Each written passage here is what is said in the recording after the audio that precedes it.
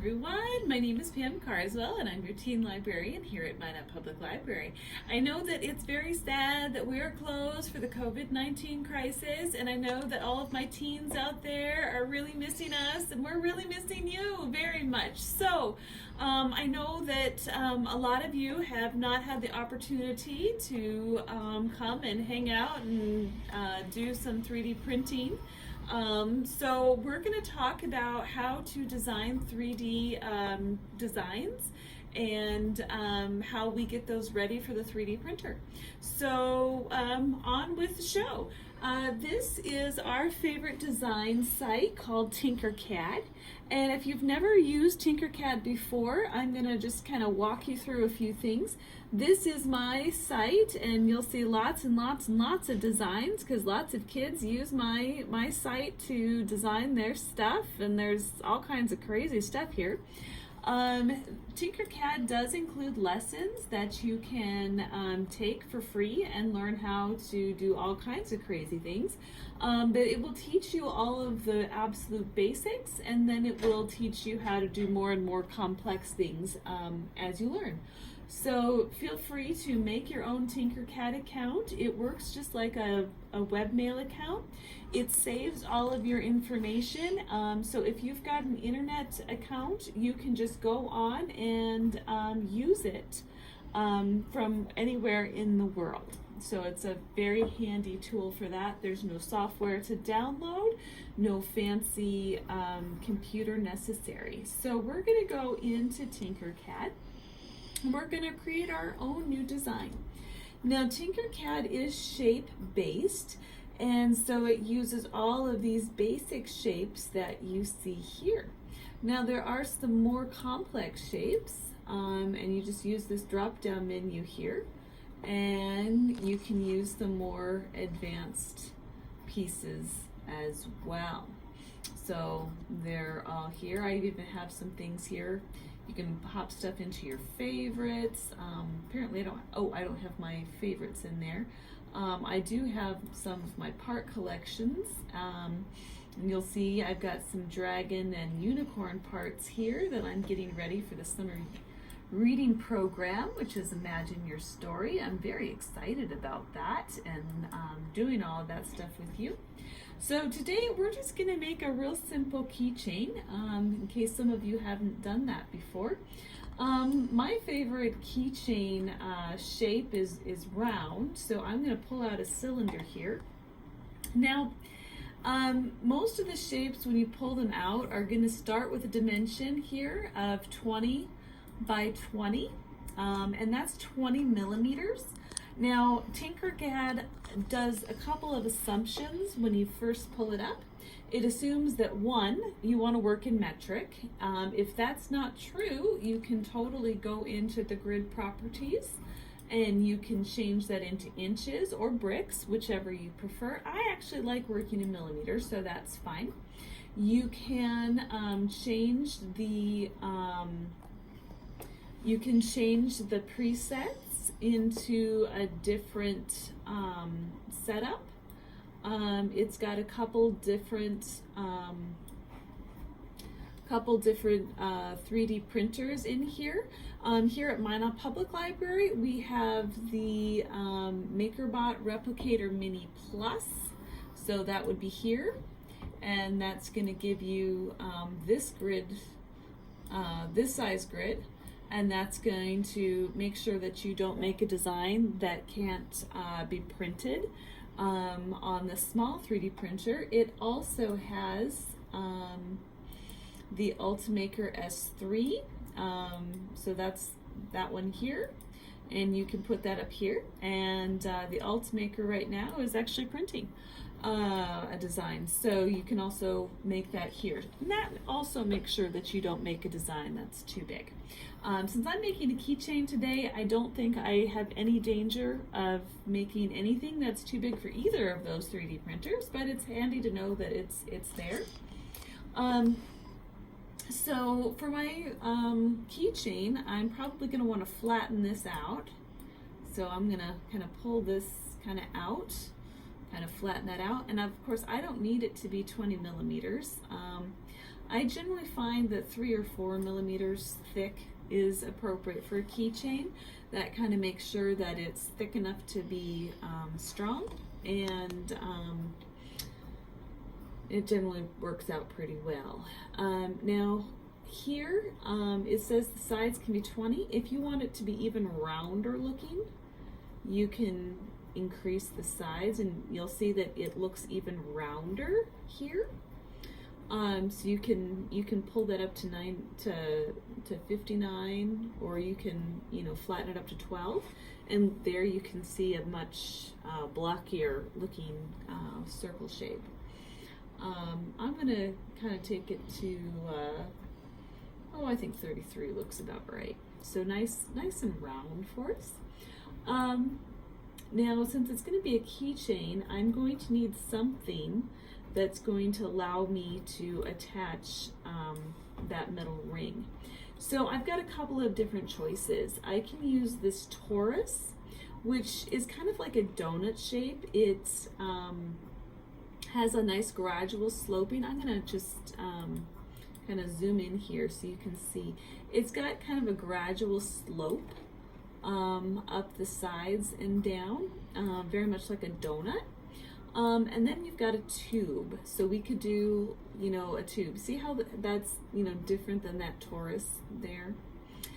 So I could use either one of these to make that ring. Tubes are generally my favorite. You're also going to see this ring. Now, this ring, I'm going to tell you, a lot of people like to try to use. It comes under the heading that I like to call looks great on the screen, does not work in real life. Unfortunately, in 3D printing, we do run across that situation sometimes. And what happens, I think, is that this is just a little too thin to be of practical use. I've printed it before and it just doesn't work. So for heaven's sake, don't use that ring piece. It doesn't work for this purpose. So today I think I am going to use that ring here that I've pulled out. So I'm going to get rid of this torus. So to get rid of that torus, I'm just going to click on it and I'm going to hit delete here. So now I've got my ring. I'm going to flatten that down to 4 millimeters, just like that. And if I had forgotten what that was like, I can just pop over here and check that little white square. And as you can see, it just pulls up that 4 millimeters here. Now, let's say that I wanted to change that. I could type in a 5. And look at that, it changes it right there for me if I want to. But I think 4 is sufficient, so that's what I'm going to do. So then I can just pull this in together. Now, I want this to really meet together well. So I'm going to make sure that that overlaps nicely. Some folks like to even push it down like this far. That's fine. It's really up to you. If I want to have a different look at this, I can pull it up like this. If I'm not entirely sure about how this is all working out, I can change the color of this shape so that I can get a better look and a better picture about how things are coming together. It does not matter one bit what color is on this screen. What matters is what color filament I print this in with a 3D printer. So on the screen, we can have all kinds of different crazy colors going. That is more of aid for our eyes so that we can refer back to see how pieces are fitting together more than anything. So, all right, so I've got this bit together and I like how that looks. So I'm going to do this thing where I'm going to group. So I am going to kind of draw a square around both of these pieces. See how that kind of highlighted together? And I'm going to click this, which groups it. And that tells the computer, hey, I want these to be one piece. And look, they are now. When they all change to one color, you know that you have a group.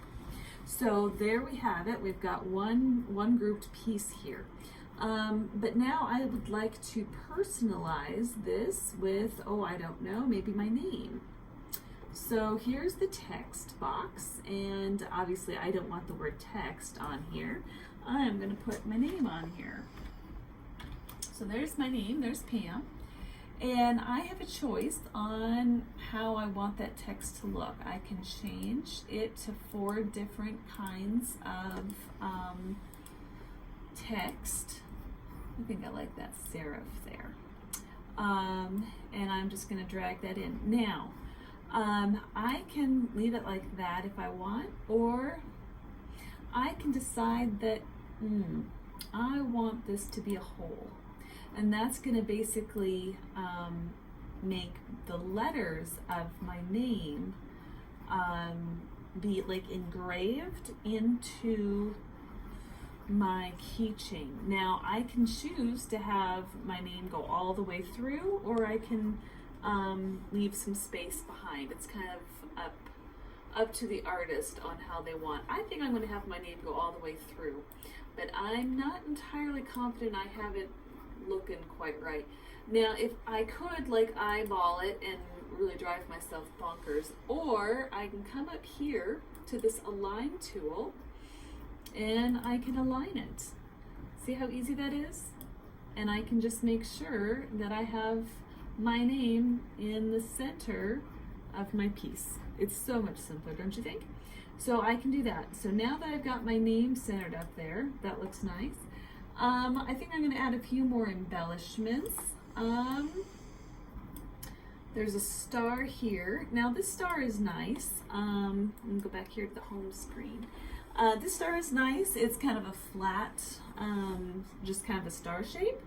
And then there's this star. Now this star is faceted, and I have always enjoyed it a lot. So I think maybe I'm gonna pull that up here. Now, do you see how that looks a lot different? It looks different because a lot of it is hidden by this piece, right? So if I don't want all of those cool facets hidden, I'm gonna have to lift it up above that build plate. And to do that, I'm gonna use this funny little cone to lift. See where I'm getting some numbers there? Those numbers are telling me how far above the build plate I have it. Now, my piece here is 4 millimeters tall. So if I just pull this up to 3, I can be sure that I'm still going to have this well adhered inside, right? Which is important. I want to make sure that everything's sticking together. I can still put that in. Now I like that star, so I'm going to duplicate it. But I'm going to make it smaller, and I'm going to bring it down a little bit. But because I duplicated it, it's still above the build plate. Ooh, and I like that. That looks great. So I'm going to duplicate that smaller star, and I'm just going to pull it right on over here, and then just pull it up. Oops. And I didn't like what I did there, so I'm just going to use this handy thing, undo, undo. All right, so I'm just going to take that one out.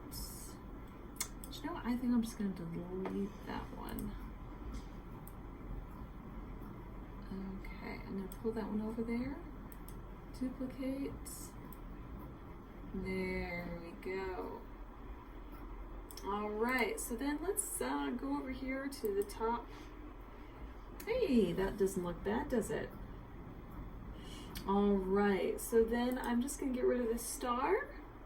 We don't need that. And, well, I think that's a pretty good little keychain. All right, so now that I think I've got everything kind of where I want it, I'm gonna do this again, and I'm gonna group it. Now watch what happens to the hole that is my name. It just kind of sinks through. Now you see how you can see all the way down to the build plate there. When you can see all the way down there to that work surface, you know that that hole has been completely cut in, and then the stars are up there on the top. So I can take this off here and download it. So if I want to download it, I just export it. and save it to my computer. Then I can take it over to my 3D printer and I can print it. So that is how you make a file. And I'll probably come over here. TinkerCAD is automatically going to name any file that you make with some crazy name. You can totally keep it. This is called a superscript. You'll get some really silly names up here. I think we're just going to call it Pam's Star Keychain. And we'll call that one a day. So that is how you use TinkerCAD, and I can't wait to see what crazy concoctions you guys come up with. Thanks again, and we'll see you next time.